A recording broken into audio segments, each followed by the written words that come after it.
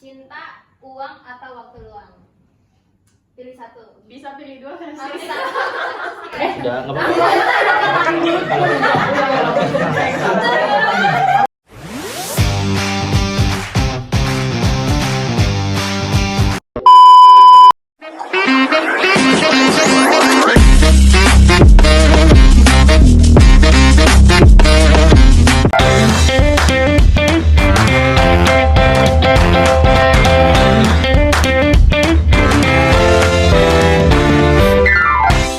Hai semuanya, selamat datang di podcast Berani Melangkah. Podcast yang ngebuktiin kalau kamu tuh nggak perlu jadi orang besar buat bikin satu perubahan.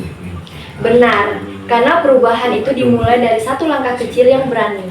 Nah, dan hari ini kita bakal ngobrol sama sosok yang sangat keren. Nah, kakak ini tuh aktif di olahraga, aktif juga di gerakan sosial, bahkan punya peran di politik. Bayangin tuh gabungannya, pasti ini jadi inspiratif banget buat kita semua. Langsung saja kita sambut Kak Luciana. Hai Kak semuanya. Wah Kak, kita penasaran banget nih. Soalnya kan banyak orang yang lihat Kakak ini aktif di mana-mana, seperti menjadi MC lah, terus menjadi pengajar, aktivis perempuan. Tapi kita nggak tahu nih latar belakang Kakak ini kayak gimana awalnya. Betul, dulu tuh kakak mulai terlibat di dunia sosial dan politik dari mana sih kak? Baik, aku tuh dulu awal mulanya terlibat itu karena melalui organisasi. Jadi awal aku masuk kuliah itu di semester 1. Aku mengikuti organisasi dan mengikuti juga secara struktural. Nah, dari awal masuk organisasi itulah aku sering mengenal orang-orang banyak, sering diundang di acara-acara besar.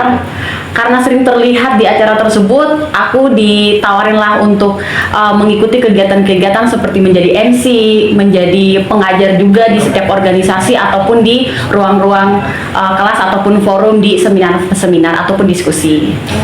Oh, jadi ternyata semua itu dimulai dari langkah kecil ya Kak? Iya bener, saya juga nggak bakal nyangka akan sejauh ini.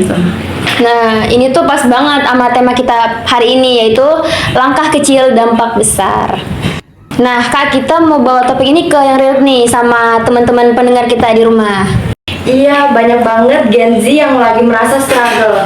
Mulai bingung soal arah hidup lah, terus ada juga yang insecure, terus takut gagal, overthinking, semua ditumpuk menjadi satu tuh. Dulu kakak pernah nggak sih ngerasain hal kayak gitu juga? Iya, seperti nilai-nilai optimalisme yang dimana menyatakan bahwa kita harus meyakini sebuah proses. Saya juga sebagai orang yang meyakini bahwa sebuah proses itu akan selalu membuahkan hasil. Sama seperti mie instan. Mie instan, dia itu bisa dibilang dia instan, tetapi pada nyatanya dia dibuat melalui proses-proses yang akan menjadi sebuah bentuk mie instan itu. Kira-kira seperti itu. Wah, ternyata kakak juga ngalamin ya. Jadi kita nggak sendirian nih guys. Tapi emang ya zaman sekarang tuh kayak tekanan sosial makin kenceng gak sih? Segalanya harus sempurna di media sosial, terus gampang ngebandingin diri juga sama yang lain. Kalau dari pengalaman kakak sendiri nih, gimana sih caranya biar kita tetap waras dan bisa berdamai sama diri kita sendiri? Cukup menjalani rutinitas seperti biasa, memaksimalkan minimal yang kita mampu karena kita harus meyakini nih bahwasanya diri kita ini mampu untuk menjalani dan melewati proses-proses tersebut. Setuju banget nih sama statement kakak tadi. Kadang kita tuh terlalu keras gak sih sama diri kita sendiri, padahal orang lain tuh belum tentu mikir sejauh itu tentang kita. Makanya penting banget tuh dengerin perspektif dari orang yang sudah jalannya tuh udah jauh dari kita, ya kan Kak? Betul. Kak, sekarang kita mau geser dikit nih ke topik soal perempuan. Nah, kan sekarang banyak banget tuh perempuan muda yang lebih fokus ke pendidikannya, terus tanpa mikirkan ini soal nikah. Benar. Menurut kakak nih, itu tuh suatu hal yang positif atau memang ada hal yang perlu diwaspadai nggak kak? Kalau menurutku itu hal yang positif dan nggak harus kita sebagai perempuan mewaspadai hal itu karena fungsi kita sebagai perempuan untuk mengejar pendidikan, karir ataupun hal-hal yang lain itu sangat positif karena di sisi lain untuk membekali diri kita sebagai perempuan untuk menjalani kehidupan yang sesungguhnya. Kira-kira seperti itu. Dulu waktu kakak sosial kami Kakak juga udah mikir nggak soal kemandirian kayak gitu? Atau justru terbentuk karena keadaan? Semua itu karena keadaan yang memang keadaan itu yang memaksa dan membangun sebuah kemandirian yang dimulai sejak awal. Tuh, soalnya gini Kak, perempuan sekarang tuh dituntut jadi segalanya nggak sih? Kayak harus mandiri, sukses, cakep, tapi juga harus lembut, terus ideal di mata-mata orang lain gitu. Gimana caranya kita tetap jadi diri sendiri tanpa harus memenuhi semua ekspektasi itu? Sebenarnya tuntutan seperti itu tidak harus kita penuhi di kalangan masyarakat.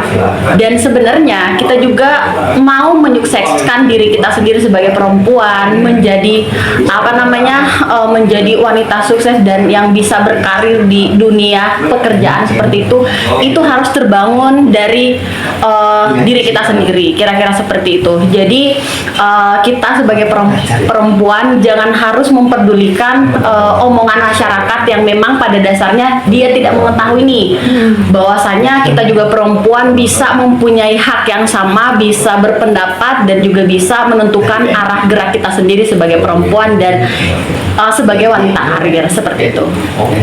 Nah, itu dia. Setuju banget nih. Ngomong-ngomong, kalau boleh nih, kakak kasih satu pesan buat perempuan Gen Z di luar sana yang lagi berjuang. Apa yang ingin kakak sampaikan? Untuk pesan kalangan perempuan ataupun Gen Z di luar sana, berani untuk mencoba, tidak harus sempurna dan jangan takut gagal. Itu. Wah, obrolan barusan ini dalam banget ya. Tapi sekarang kita mau mengajak Kak Luciana buat sedikit main games. Nah, gamenya tuh bukan berat banget kok, tapi dijamin bikin senyum-senyum. Kita masuk ke cepat atau jujur. Pertanyaan pertama tuh ada, apa sih kebiasaan buruk kakak waktu muda? Berantem sama cowok. Oke, kedua nih, kalau bisa balik ke masa-masa SMA, kakak mau ngapain? Pengen main sepuasnya sama teman-teman SMA.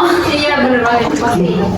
Pilihan. Nah terus pertanyaan ketiga nih, pilih mana? Dicintai tapi dikritik atau dipuji tapi kesepian? Dicintai tapi dikritik. Asik. Nah yang paling penting buat kakak nih sekarang, cinta, uang atau waktu luang? Pilih satu. Bisa pilih dua kan? Bisa. Kayaknya ini. Pilih uang. Oke. Cinta belakangan.